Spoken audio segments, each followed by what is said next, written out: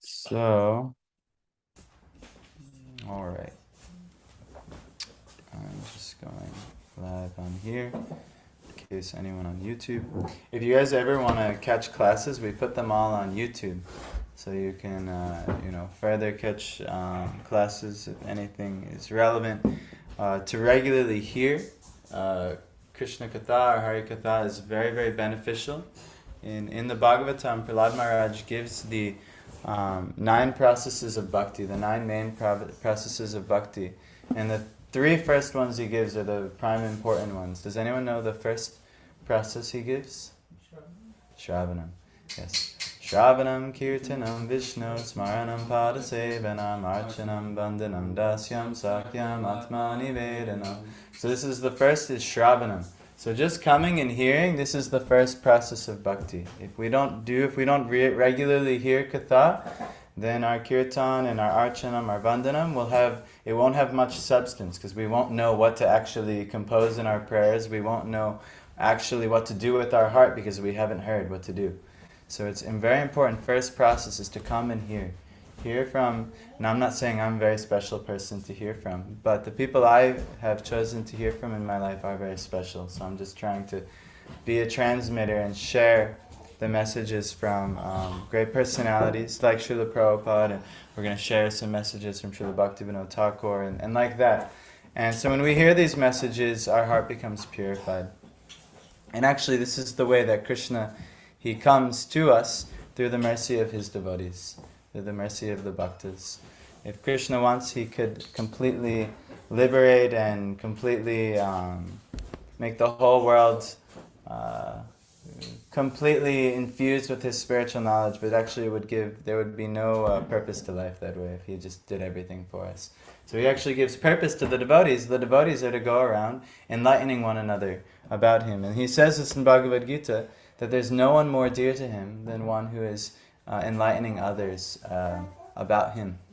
So this is our kind of the devotees' wonderful activity. We love to just talk about Krishna. We love to talk about his teachings, his names, his forms, his pastimes, his qualities, and so on, his incarnations. And so something's about to happen on Monday. Let's hear it. What will happen Monday? Janmashtami. What's Janma? Yes, Sri Krishna Janmashtami. Janma is birth, right? Ashtami, the birth on the 8th day after the moon. After just was the full moon. So it'll be the 8th day of the Krishna Paksha. And that's the dark moon. So Sri Krishna Janmashtami is on Monday. Do you all know the pastime of Janmashtami? He was, maybe we can talk about this. Do you all know why Krishna came? Let's hear some reasons. Why did Krishna come to this world? Let's hear. There's a bunch of devotees in the room. Someone name one for me. Kill demons. Yeah, but what demons? Kamsa. Was that question Kamsa. Yes, Kamsa was one of the people who he had to kill. Dharma Sanstapana Matre. He came to establish Dharma. Yes, he came to establish Dharma. To protect all the living creatures. Yes, but especially the sadhus, especially the devotees, his bhaktas, he comes to protect them. There's many different, actually he comes in many different ways. His main reason for coming is always the pleasure of his devotees. His side reason is while he gives pleasure to his devotees, he always gets rid of all the miscreants and the demoniac like Kamsa and Jarasandha and Shishupal and so many personalities who needed to be removed because they were harassing the devotees. He established the whole battle of Kurukshetra. There were many demonic asuras on one side that needed to be cleansed. Actually, there was many on even the other side that needed to be cleansed of the earth. But what are some other pastimes you've heard of why Krishna came?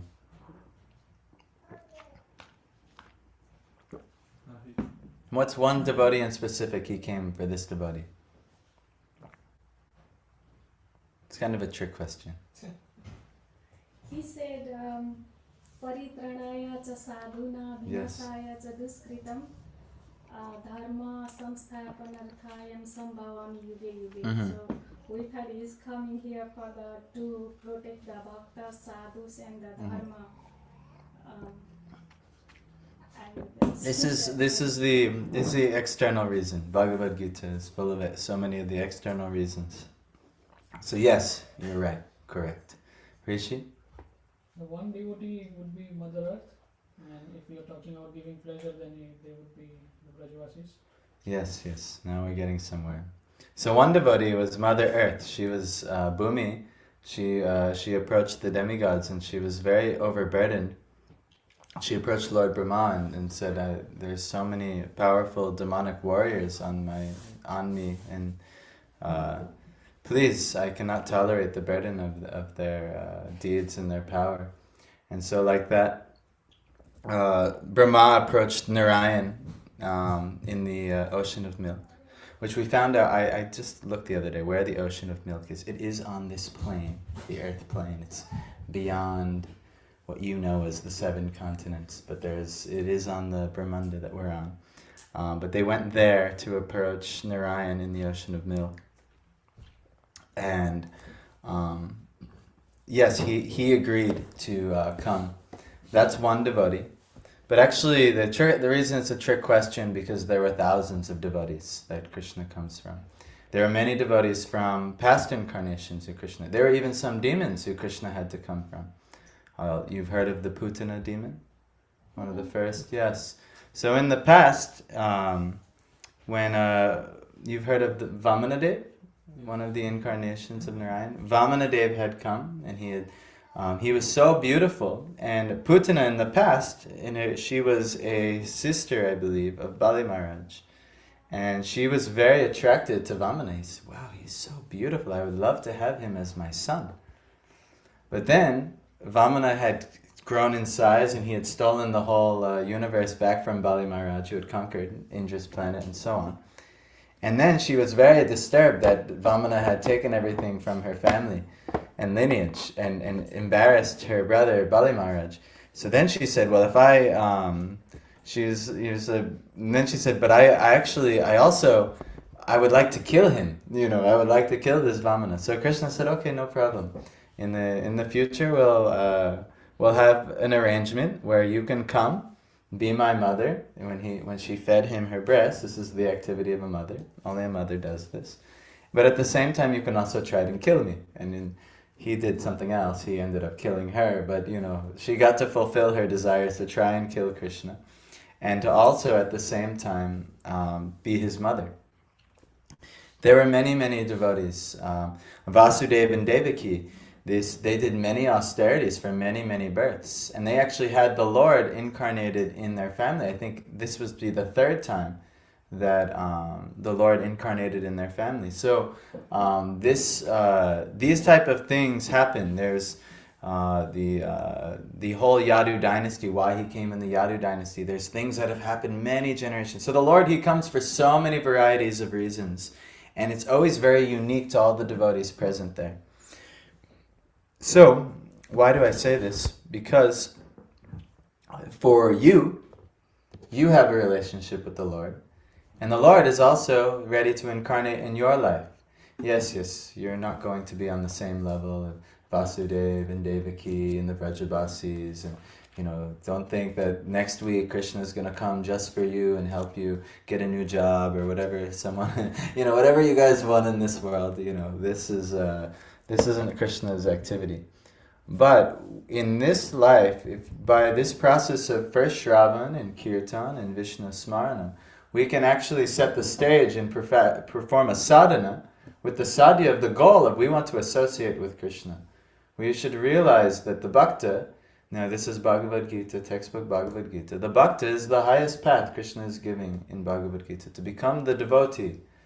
So here we are at Mantra Central, and you just see we put out the message to everywhere in Syracuse and the area, and we try to say, hey, come associate with us, we're trying to do this devotional thing. But you see, not that many people are interested. On Janmashtami, everyone will be interested, but they'll be very surface level. They'll come, selfie, prasad, Hare Krishna, and then they'll go, and maybe we'll see them again next year or something like this.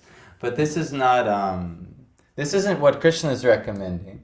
And as you see, the devotees that Krishna comes from, they're always associating with him, and they're intoxicated by associating with him. And the more advanced the devotee, the more and more intoxicated they are to associate with Krishna. So who is this, for Rishi? You said it. Who are the most intoxicated for Krishna? The Brajvasis. The Vrajabasis, yes. Excuse me. So we're going to talk about a little bit the janma, or the appearance of Krishna. We talked about Bhumi, him coming to please Mother Earth.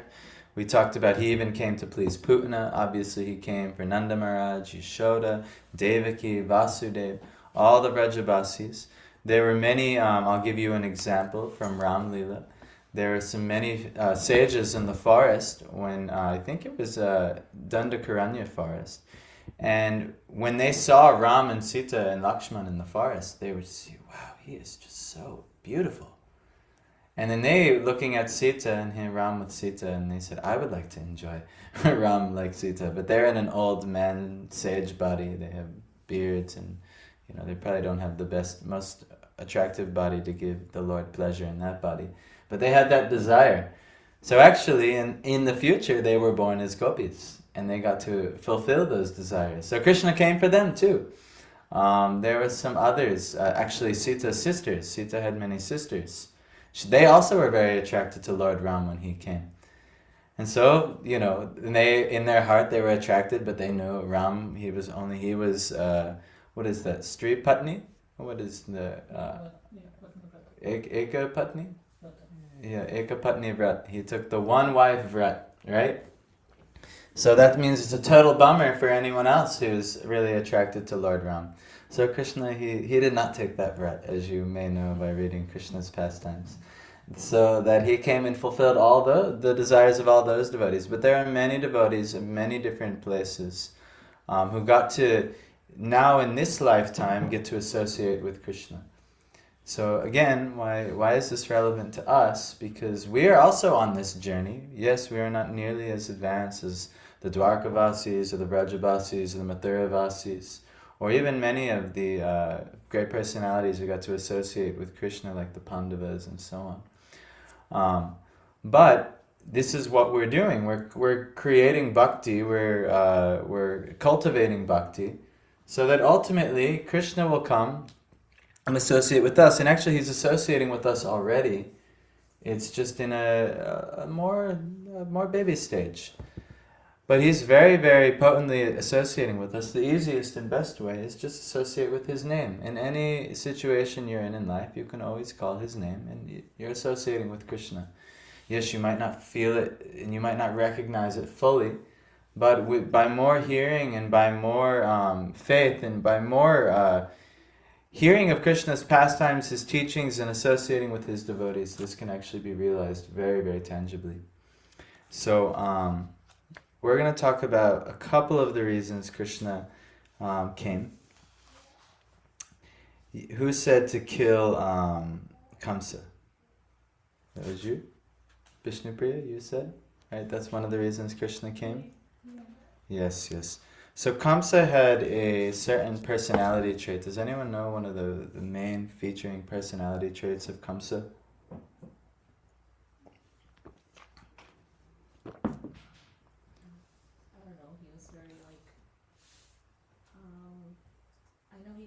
He threw his father in prison.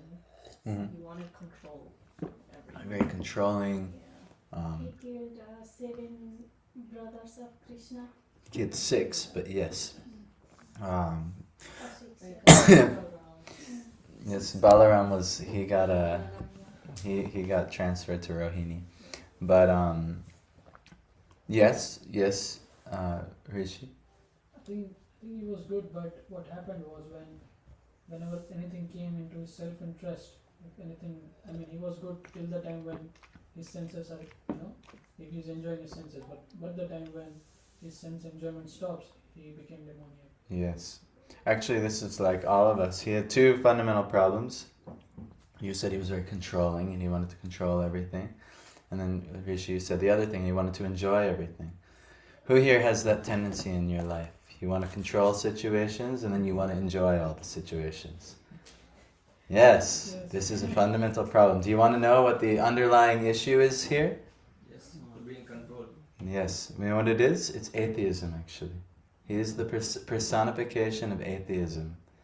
He never really had faith or wanted to give any pleasure to the Lord. It was all about his own pleasure and his own control. Till he's providing. What's that? He is theistic till he's providing for him, and he is atheistic when the things doesn't go his way. Yeah. Well, he's not even theistic when it's providing. He might follow some... It's all about his... I mean, there was so much theistic knowledge coming to him from Vasudeva and Ugrasen and everyone telling him, don't do this, don't kill your sister in her marriage and things. But he thought he could try and control the situation. Why? Because it was a threat to his enjoyment. And he thought, he never really had full faith in God. He thought he could challenge God's laws and opinion and so on. So atheism is, and Bhaktivinoda Thakur, he's giving a lot of, I'm going to give a lot of the allegorical. That's why Friday is my favorite class, because we go into the allegorical meaning of a lot of the pastimes. Yes? There's one thing though, I mean, I could look this at from a different angle, but what I like about Kamsa is when he heard Akashvani, what happened, and he heard something from the superpowers, he believed it. Mm. For me, I sometimes don't believe it. I mean, I have issues with believing it. He at least believed the word of God. Yes. That I am going to die. Well, he believed that there was a threat to him. Yeah. Anyway, he thought if he really believed, he would have just given up. Yeah. But he felt like he could change the situation. And if we can get that situation, get that quality, Yes. we can believe in Bhagavad Gita completely. Yes.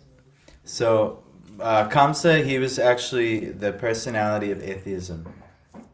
And he was, atheism causes so many problems in your life. For the sake of trying to control and enjoy, actually this world is very, very largely in shambles and in greed and poverty and violence and so many things, primarily due to atheism. People think that if they just seize their own pleasure and their own control at the expense of others, there's no divine laws here, there's no ultimate divine service to be done.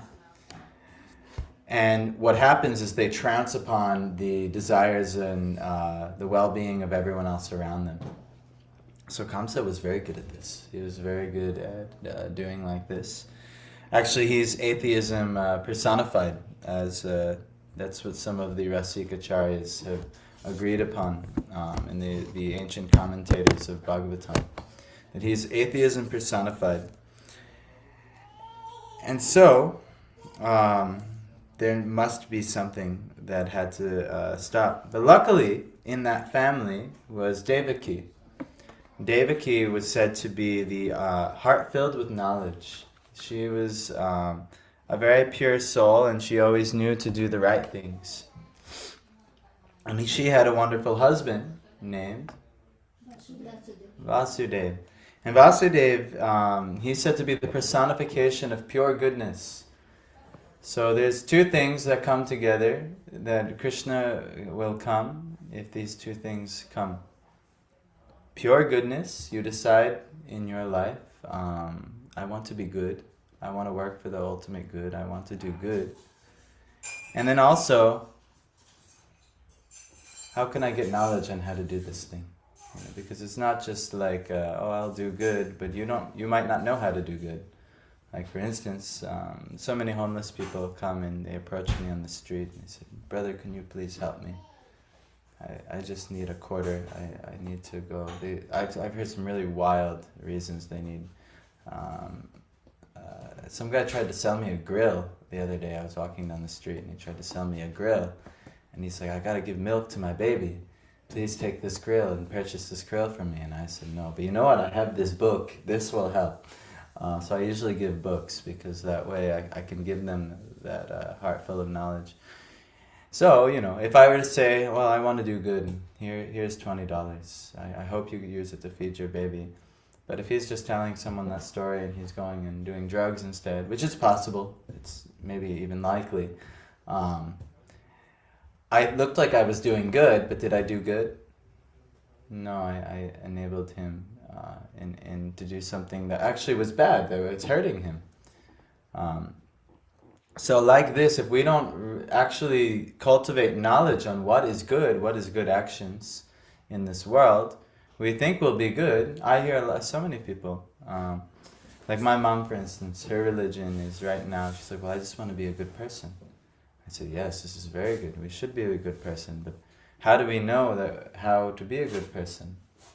Because even, Kamsa and all they thought that everyone thinks they're doing good, right? Oh no, this is good. But no one is trying to do. They're always doing, at least in their heart, what they think to be right.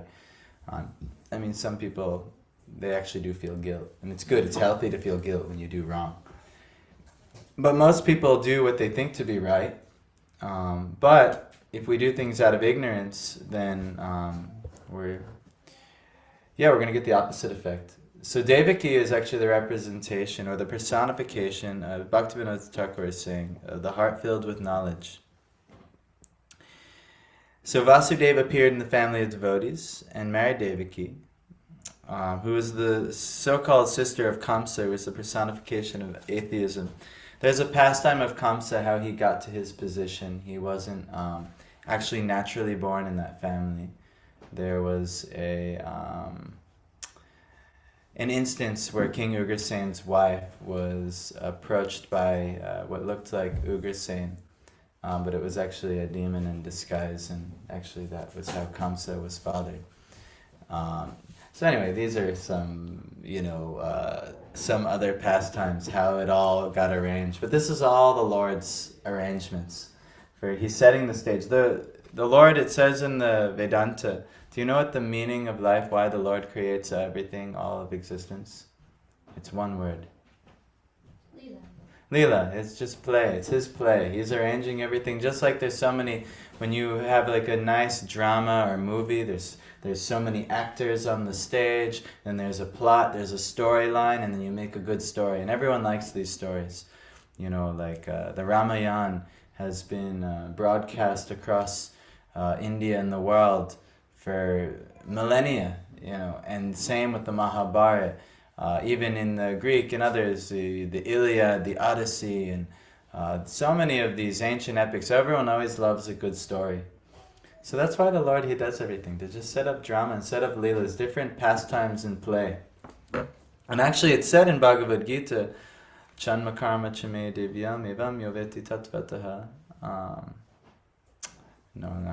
was about to quote a different. But basically the essence of that birth, one who knows the transcendental activities and pastimes of my birth and activities, they never have to take birth in this world again. Actually, once you know of the Lord's pastimes, and you really know about them, you actually no longer have to do this illusory thing that we're doing right now.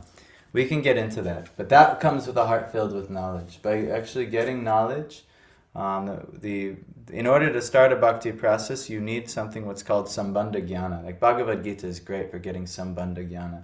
Sambandha means a relationship, and jnana means knowledge of that relationship. We should have knowledge of our relationship with the Supreme. If we don't have that knowledge, then everything we will do actually will be in ignorance rather than in knowledge. And so this is actually our fundamental issue here, is that we're doing things that we might think are good, but because they're not informed from a higher plane and an authoritative source, they end up causing us suffering and give us a not good result. Which ultimately we should understand, if we have some knowledge of karma, that actually maybe this isn't that good, everything that I've done previously thus far. Has anyone ever had that realization before? That you thought you were doing good, something that was right, and then it only caused you all kinds of miserable situations, and you realize, oh, actually that wasn't right for me at all. Yeah, this is a very natural part of life, right? Pretty much my whole life up until this point has been refining that over and over again until I find what I believe wholeheartedly to be better things to do. So, pure goodness and a heart filled with knowledge first attracts Krishna. But that just kind of superficially attracts Krishna. Because if I were to ask you, who is Krishna's parents, who do you say?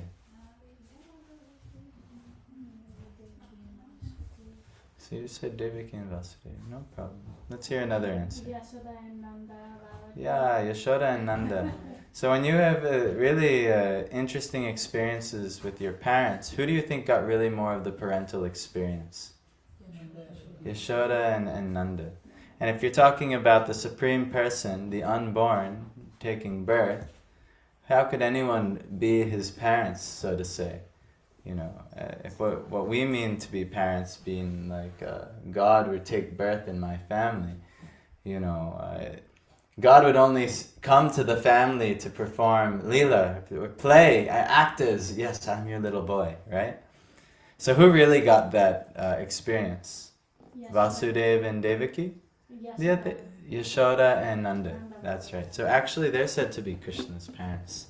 And actually there are many esoteric pastimes where actually that there were two Krishnas that were born at that time. There was the Krishna who was born in Mathura, and then there was the Krishna who was born of Yashoda, and then when Vasudeva brought him over, they merged and became one. That is actually one, that's definitely, our acharyas have given that wholehearted belief. But anyway, you know, we could sit here and argue semantics. No, I heard it like this, or no, I heard it like that. But to me, that's not very relevant. You know, how will any of us come to a conclusion that way? So how is this practically relevant for us? Well, let's hear a little bit about Yashoda and Ananda. But even before that, before Krishna even came, who came before Krishna?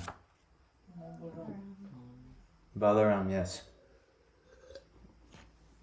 Balaram is also a great personality. He's actually said to be the transcendental reservoir of all living entities. All living entities actually stem from Balaram. This is some Siddhanta of Balaram's role from Goloka down to where we are. Balaram is said to be one of the first expansions. Like, they said that Narayan expands into Sankarshan, Vasudeva, Pradyumna and Aniruddha, and he does this over and over again, and that's how all kinds of different expanses of creation happen. But Balaram is said to be the original Sankarshan.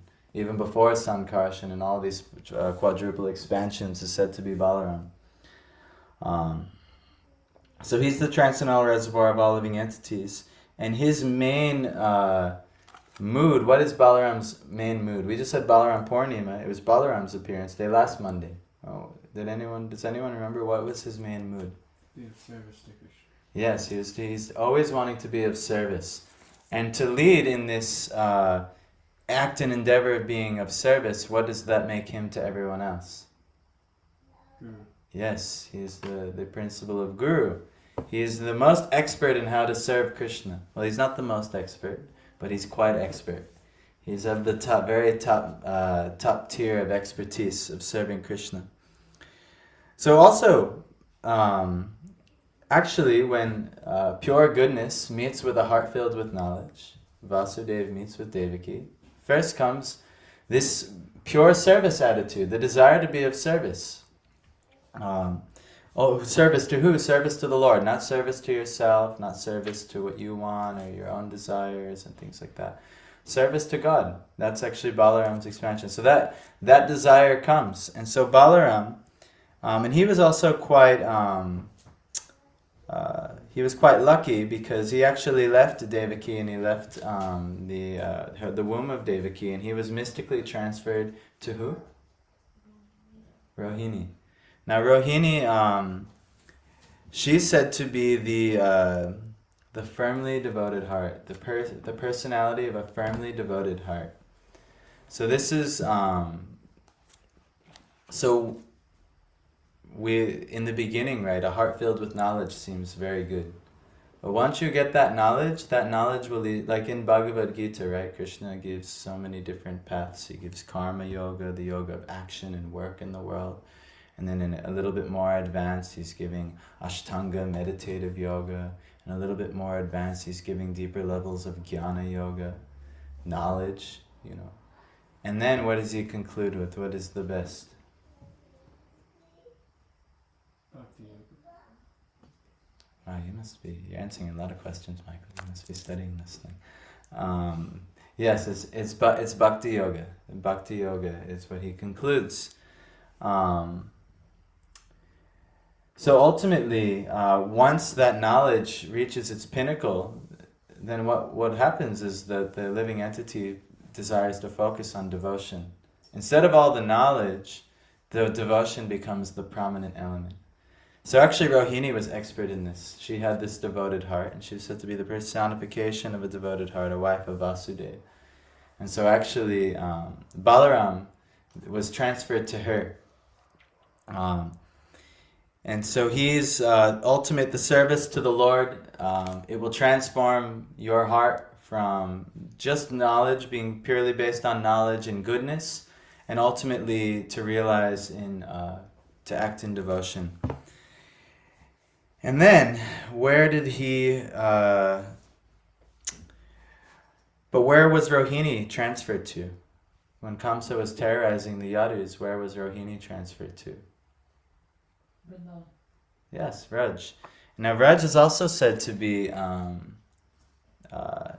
have a mystical understanding, and I'm giving allegory here. How is this practical in your life here? And I'm not giving. Bhaktivinoda Thakur is giving, but this is very for me. This was very nice to see. Like, oh, it almost sounds like. It depends. If you have a very atheistic or Western outlook, it can almost sound mythological, fables, fairy tales, or maybe complete metaphors to have deeper meaning. Maybe so. Our acharyas don't agree that way. I personally don't believe that way. But also, in order to really feel very deeply connected to the pastimes personally, it is recommended that our acharyas understand it from the allegorical level and see that how the pastimes are also active in your life right here and right now. So, the Vrindavan or Vraj is said to be the faithful abode, and actually it's said to be the living entity's heart. When the living entity is filled with faith, then Krishna will come to that heart. When we really come through first goodness and knowledge, and then devotion, and ultimately service will arise there.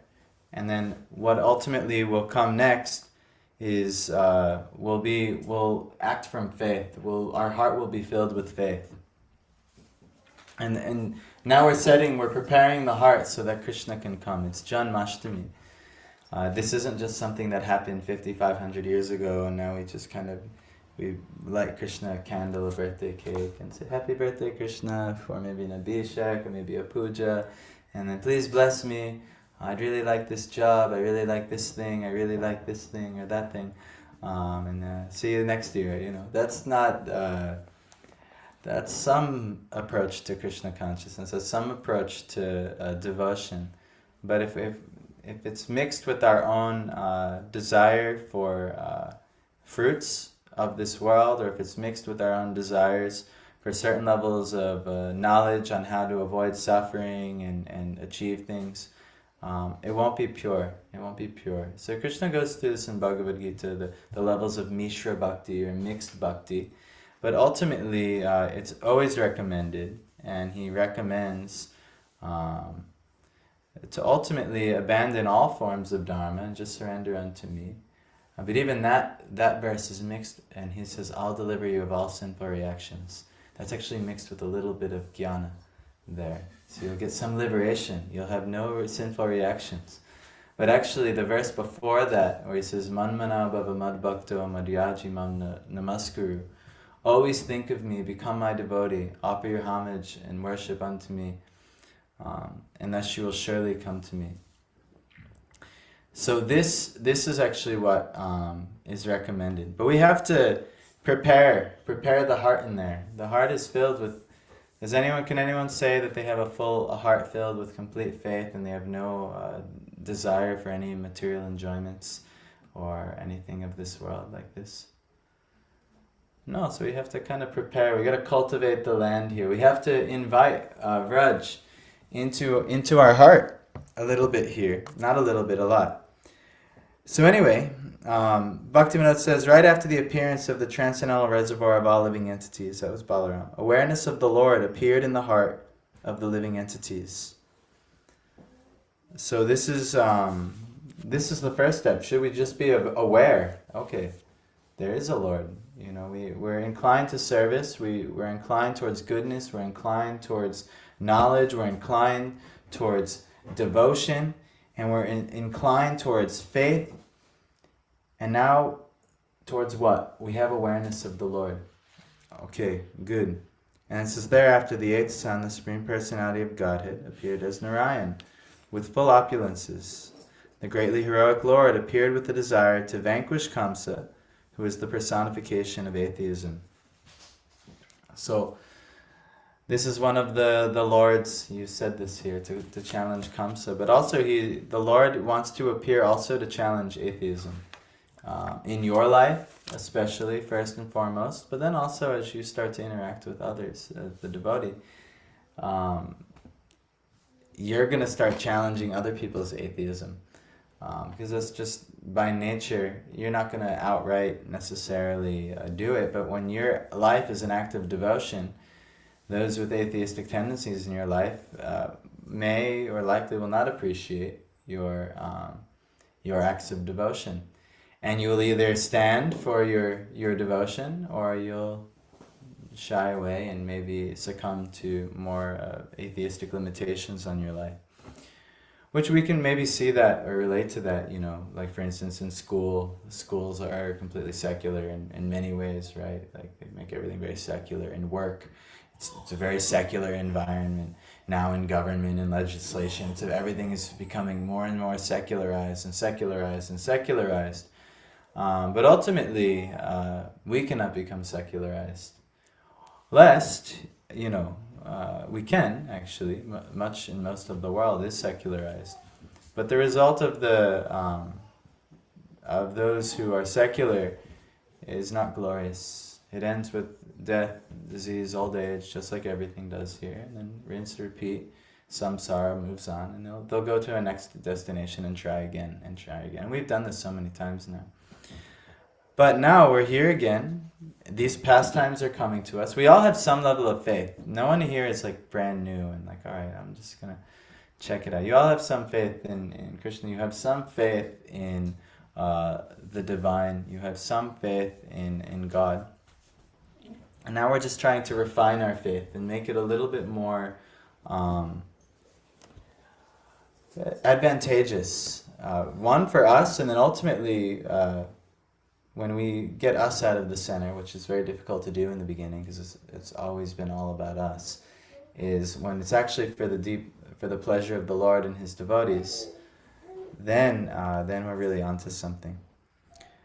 But he said the Lord in His own form as Krishna was brought to Vraj, which is created by, he says, the Sandini aspect of the spiritual potency. I can explain what that is. The root foundation of this land is faith. We talked about the nature of this Vraj. The purport is that this land does not exist in argument or speculative knowledge. It exists in faith. So this is not how you're going to ultimately come to the conclusions of God. It's not something that's going to be your own personal mental speculations. It's not something you're going to be able to debate your way to or come to an argument. It's actually going to be a matter of faith in the heart. And that's why we chant. That's the purpose of chanting. We try to chant with faith. There is... so he continues, speculative knowledge or enunciation is not found there. The most blissful son of Nanda is the only authority there. There is no consideration of superiority or inferiority of the different castes in that abode. That is why he appeared in the family of cowherd men. He was engaged in tending and protecting the cows, as such activities are devoid of opulence and full of sweetness.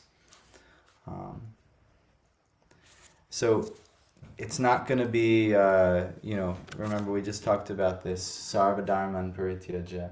It's actually saying abandon all dharma and just surrender unto me. Your position in society, your positions in your family, your positions in the world around you, your dharma or your varna or ashram. Actually, this isn't the main consideration, or even really any consideration in the abode of faith. It's purely to do with your level of faith and your devotion unto the Lord. There's so many verses that say a brahmana who has no devotion to the Lord versus a chandala who is like an outcast, the lowest class. They many times compared to like eating dogs, the dog eaters. If they do all these things, but they have devotion to the Lord, this is far better than someone doing all the Brahminical duties, chanting all the mantras, doing this, but has no devotion. So, not that being said, but a brahmana now who is doing all that but has pure devotion, this is a very, very high thing. But this is not these are not considerations in the land of the Lord. So the inferior energy, Maya, you know how when Krishna was brought to Vraj, who did Vasudeva take out of Vraj? Was it Yashoda gave birth to a daughter? Yes. Yogmaya. Yes. Yeah. Yes, Yog Maya. So Bhaktivinoda says, the inferior energy Maya, who was begotten by the blissful mother Yashoda, the wife of Nanda, was taken out of Vraj by Vasudeva. The mundane conception that is inherent in the conditioned soul's impression of the spiritual abode is destroyed by the arrival of Krishna. So when Krishna arrived to Vraj, actually Maya had to go. At least Mahamaya. Yoga Maya, actually, she stays underlying in the background. But the Maya as we know it, when Krishna comes somewhere, Maya cannot stay. So if we invite Krishna into our life, our ignorance cannot actually stay. So we got to choose one or the other. If we are in how we do this, right? How does it come? First, pure goodness arrives. Then we should fill our heart with knowledge, try and collect some knowledge of the Lord.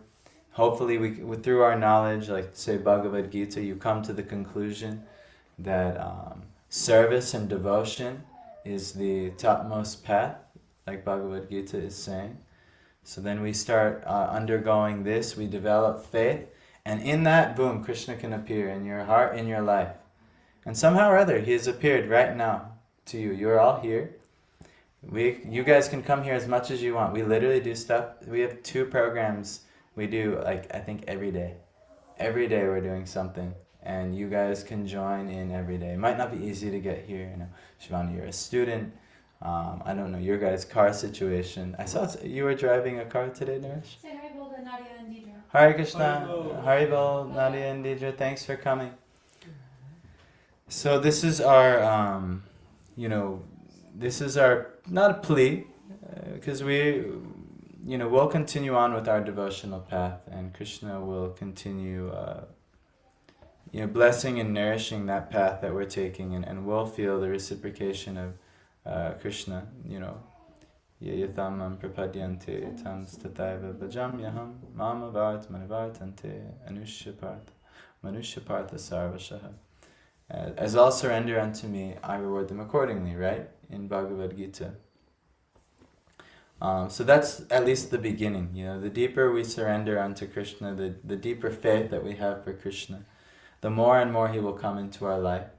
And so we're inviting you to come and make Krishna a significant part of your life with us. That's what we're trying to do, humbly. But you're totally invited. Everyone's invited. These guys who are living here are almost forced into it. But it's their great mercy that Krishna is... they all actually want to be working and out having jobs right now. But Krishna is just, for whatever reason, he's just like holding them back a little bit and just saying, like, no, come here, I have something you should graduate from first, and then I promise I'll get you that thing you want. Michael actually, he could have went to college, but he's choosing not to go to college to pursue Krishna consciousness, which I think is a very bold type of activity to do. And I think Krishna will absolutely reward him for such an activity. But we'll see how that works out for him. But I think, from just seeing, I think it's working out nicer and nicer every day.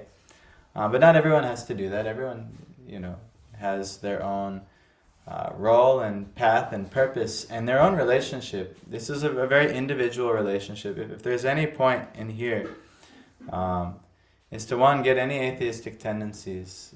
Krishna, he will remove all of this for you actually. But to invite Krishna into your life. Let Krishna come. Let your heart be somewhere that Krishna can come. Janmashtami it is in one sense, but it's not primarily a historical event. That's not what this festival is about, just appreciating a historical event, or even worse, appreciating just a Vedic or Hindu tradition or something like this. That's not what it's about. It's actually about inviting the divine into your heart, into your life. Let the divine come and take residence in your heart. This is Janmashtami. And Janmashtami itself, we could read so many blessings. I mean, if we just pulled it up, you just Google the blessings by observing a Janmashtami Vrat. You can't even fathom how special this day is in all the Vedic Shastras. Just by observing one Janmashtami it is. But ultimately, it's the ultimate boon one gets is to have this, to have Krishna enter your heart and into your life. Because with Krishna comes everything. Krishna is, he's Bhagavan. Bhagavan is full in all opulences. Bhagavan has, you're looking for wealth in life, and Bhagavan has all the wealth. Okay, you're looking for knowledge in life, Bhagavan has all the knowledge. You're looking to be a bit more detached from the world, no one's more renounced than Bhagavan. What else can you look for? You're looking for beauty, Bhagavan's the most beautiful. Everyone's talking about how beautiful Krishna is in all these pastimes. What other opulences are there? There's two more. I said knowledge. Yes, you're looking for power, strength. Bhagavan's the most powerful. And then yes, if you're looking who's the most recognized, or even maybe you want all kinds of recognition. No, you can't find any more recognition than Bhagavan. And actually, it's said that one of the reasons Bhagavan comes is to glorify his devotees. That's one of the reasons Krishna always likes to come, is to glorify the devotee and to highlight the glories of the devotee. Like for instance, when Nrsimhadev came, now who do we always talk about? Prahlad, yeah. And he put Prahlad through so much difficulty and trial and tribulation. Why? Ultimately to highlight the glories of the devotee, the one with the devoted heart. So there's so many, you'll also get trials and tribulations. Actually, Prabhupada's guru, Srila Prabhupada's guru, he said, blessed is the devotee whose path is set with thorns. So anyone feel like their life is set with some obstacles and thorns? Obviously. No thorns for you guys? Everything's easy sailing? Everybody. Yeah. Yeah. You said obviously. Yes.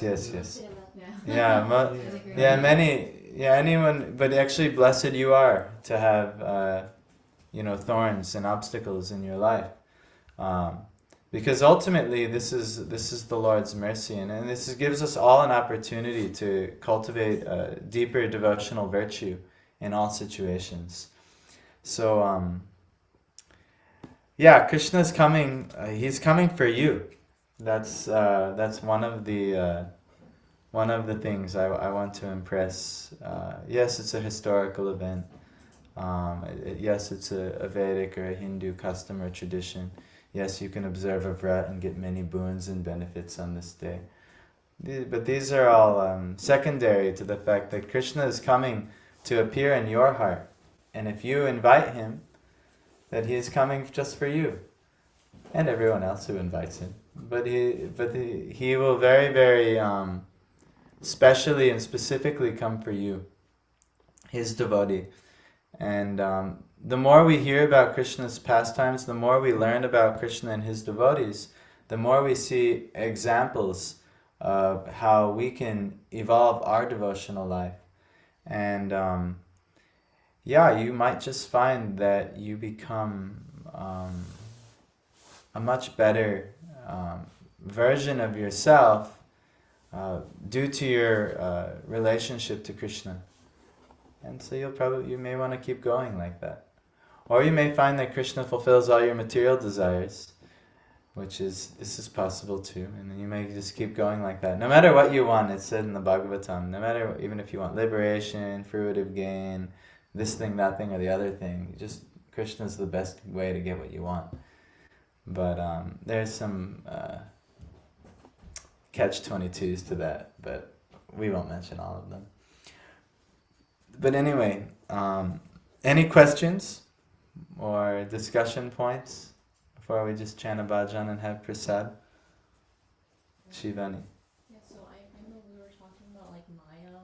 Yes. I think at one point, I think he tried to, all the infants who were born on the same Yes. night as Krishna Bhagavan, he ordered all of his soldiers to go out and kill them. Yes. So I wanted to know, were those infants, were they Maya or were they demons or something? Cause I don't know. Oh, why would they get killed or things like that?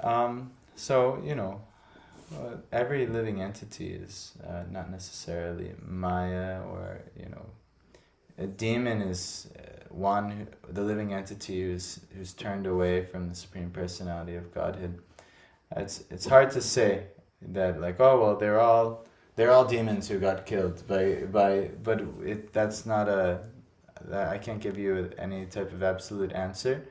I can say that even all of Devaki's children, they actually were great spiritual personalities who had to undergo a curse in this life, and it was actually beneficial for them to be killed for where their position in a past life. Yes, it's hard for us to see now infants being killed, like for instance Ganga, when she killed the first 7 children she had before Bhishma. King Shantanu thought she was like a maniac, killing children, but ultimately she, from a higher spiritual perspective, she was relieving a curse that these demigods underwent. So like that, I'm not saying every infant that Kamsa killed was like that, but this is all part of the Lord's pastimes. It's always all part of everyone's karma, and karma is always set out. Maya is overarching all of this, so you could say, yes, maybe the killing was all part of Maya, because it were done by Kamsa. Kamsa is the personality of atheism, so he is the aggressive output of what Maya tempts us all to do. So yes, and it ultimately leads with destruction. So you could say the killing is all due to Maya, but those spirit souls, Krishna says, Dehinosmin yatha dehe, I believe is the verse in Bhagavad Gita. But there's, the soul never is born nor ever dies. Never will it not exist in the past or in the future. So the killing of the body, which happens, your body will be killed at one day, whether it's by a disease or this thing or that thing, or even old age will take. But that doesn't mean you will be finished, right? So,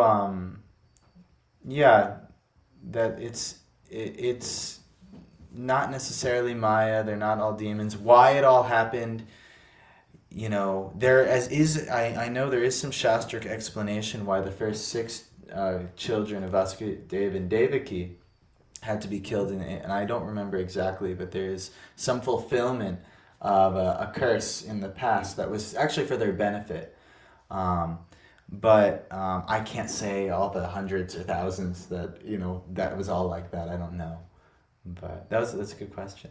Was I helpful? I don't know. Yeah, it was. Yeah. Okay. Anything else? Yes. Hare Krishna, Prabhu. Hare We Krishna. have to go now. It's Yes. it takes 20 minutes. No problem. Can you please take some prasad to go? We already had a prasad at home, so. Oh, you have prepared. Next time you come, just don't worry about prasad, and we'll feed you here. But take some. My wife will bring you some sweets to go at least. Take something to go with you, some sweets or something. Sure. Is that okay? Yeah. Did you grab the birth? Yeah. Sure. Any last thing before we do Chana Bhajan? Kiri, Hmm? wasn't गरेर जाने? Yeah, we're gonna end actually. Like we'll just Chana Bhajan and then we're done. Yeah. हुन्छ. Yes. So There is washroom, you can go right, you will see a door. okay. Yeah, So- you know, like you guys have this kind of Program. Some program, so we just. Oh, you just came and just to Yeah. take darshan and Yeah. you then got sucked Yeah, into a whole yeah. program.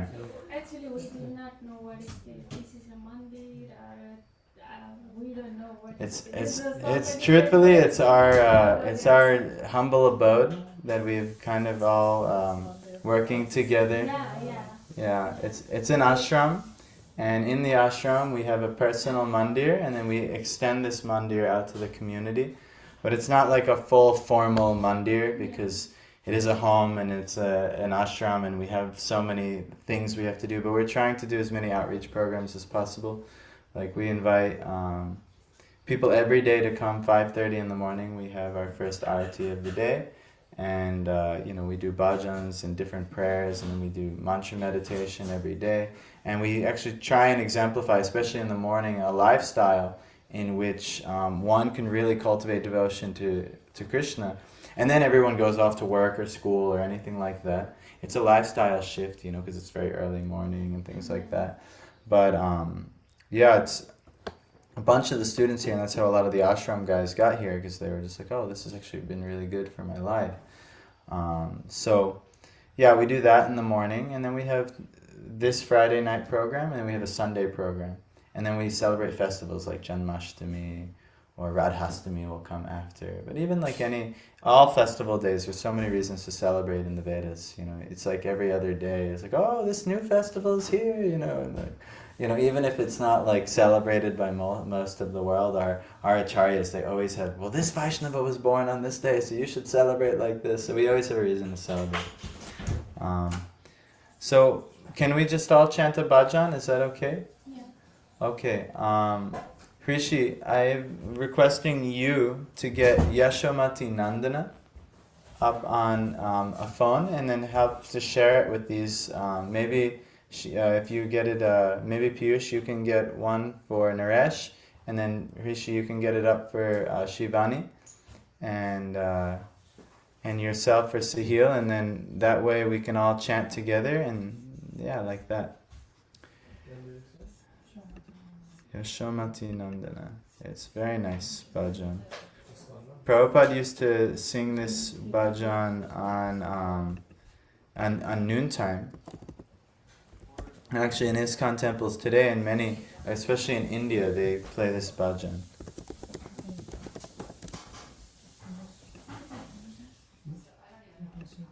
We sing this, so you can sing this.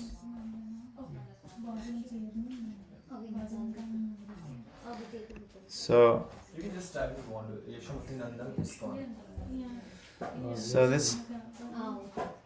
this bhajan is in a little bit of explanation who Krishna is. He's the beloved son of Mother Yashoda, the lover in the land of Braj, the delight of Gokul.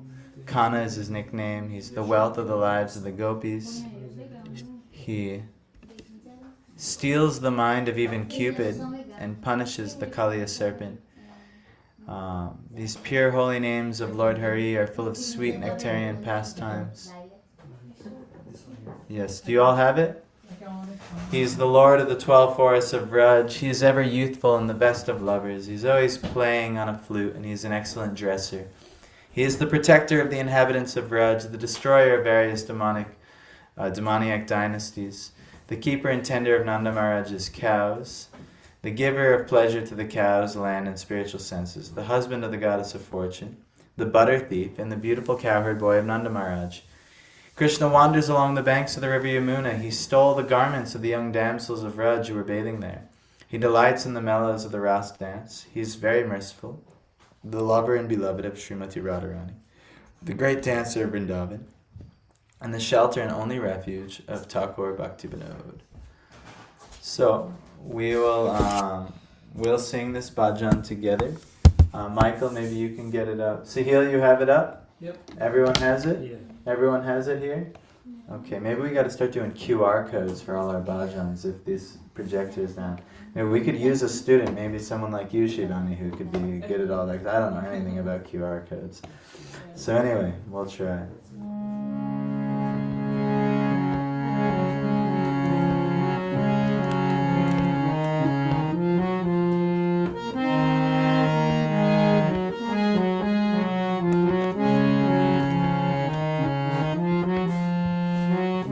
Yashomati Nandana Brajaparanagara Gokula Ranjana Gana. Everyone.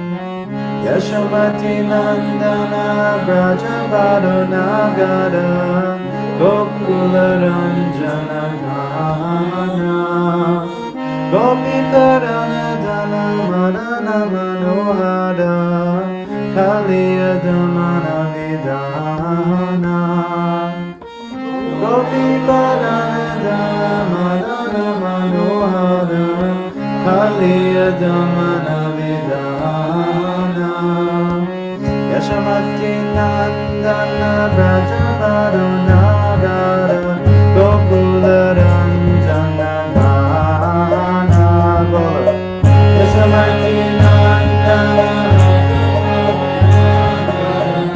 Gokula Ranjana Gopi Paranadana Madana Manohara Kaliya Damana Vidana Gopi Paranadana Madana Manohara Kaliya Damana Vidana Amala Hari Namami Abhilasa Amiya Hari Amiya Hari Namami Abhilasa Amiya Hari Namami Vipina Purandara Navina Nagara Goda Purandara Navina Nagara Goda Bamsi Badana Subhasa Bamsi Badana Subhasa Yashamati Nandana Brajaparanagara Gokula Ranjana Gana Bolo Yashamati Nandana Brajaparanagara Gokula Ranjana Gana Gopi Paranadana Madana Manohara Kaliya Damana Vidana Gopi Paranadana Madana Manohara Kaliya Damana Vidana Rajana Pavana Asura Kulana Shana Bolo Rajana Pavana Asura Kulana Shana Rajana Pavana Asura Kulana Shana Rajana Pavana Asura Nanda Bodana Rakovala Nanda Bodana Rakovala Govinda Madhava Navanita Taskara Govinda Madhava Navanita Taskara Sundara Nanda Gopala Sundara Nanda Gopala Yashamati Nandana Brajaparanagara Gokula Ranjana Gana Bolo Yashamati Nandana Brajaparanagara Gokula Ranjana Gana Gopi Paranadana Madana Manohara Kaliya Damana Vidana Gopi Paranadana Madana Manohara Kaliya Damana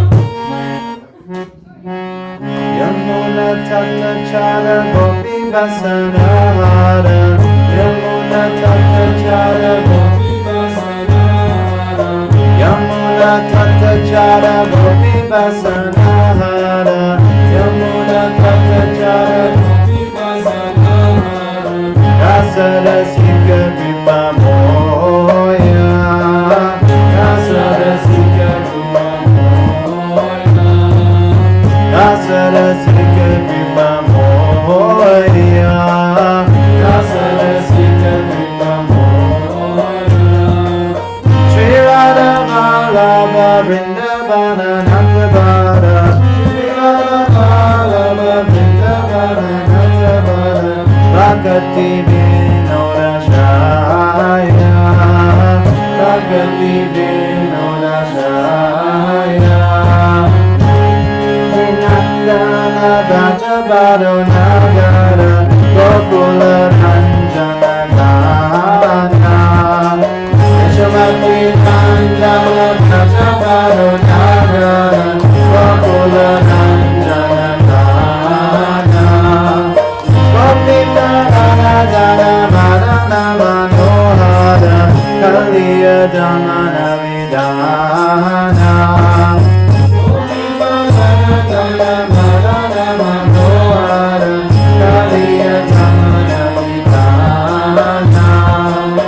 Hare Krishna, Krishna Krishna, Hare Hare, Hare Rama, Rama Rama, Hare Hare, Hare Krishna, Krishna Krishna, Hare Hare,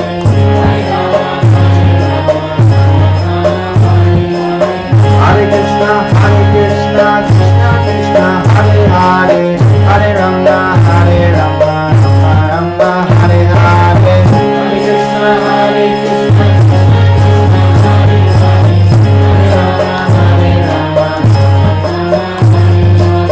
Hare Krishna, Krishna Krishna, Hare Hare, Hare Rama, Rama Rama, Hare Hare, Hare Krishna, Krishna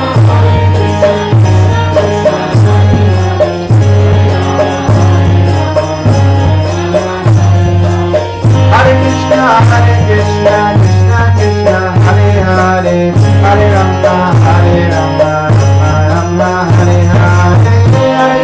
Hare Krishna, Krishna Krishna, Hare Hare, Hare Rama, Rama Rama, Hare Hare, Hare Krishna. Hare Krishna, Hare Krishna, Krishna Krishna, Hare Hare, Hare Rama, Rama Rama, Hare Hare, Hare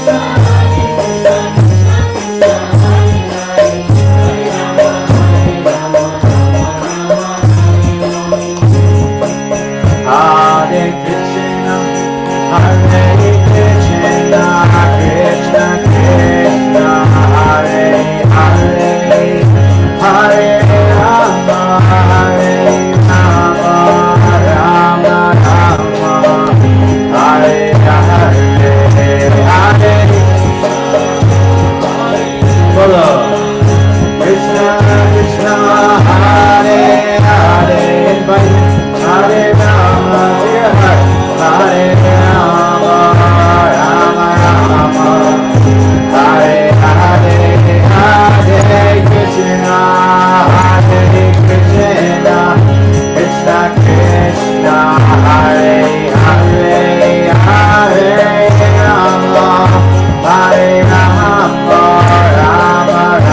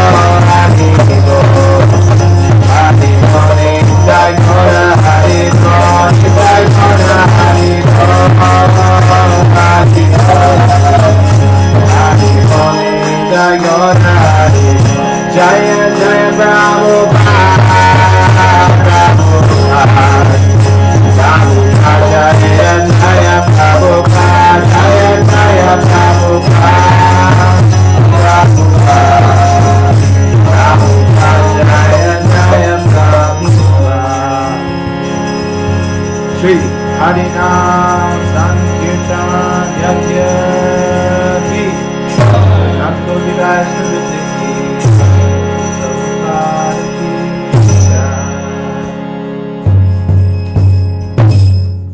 Jai. Jai. So thank you guys for joining us. If you ever want to just know more about Krishna, there's a really wonderful book that we have here. If you look in the library, it's up on the wall. It's called Krishna, the Supreme Personality of Godhead by Swami Prabhupada, and it's a summary of the 10th canto of the Bhagavatam. So thank you guys for staying. Please take some prasadam home with you. Shivani, please take some prasadam here if you could.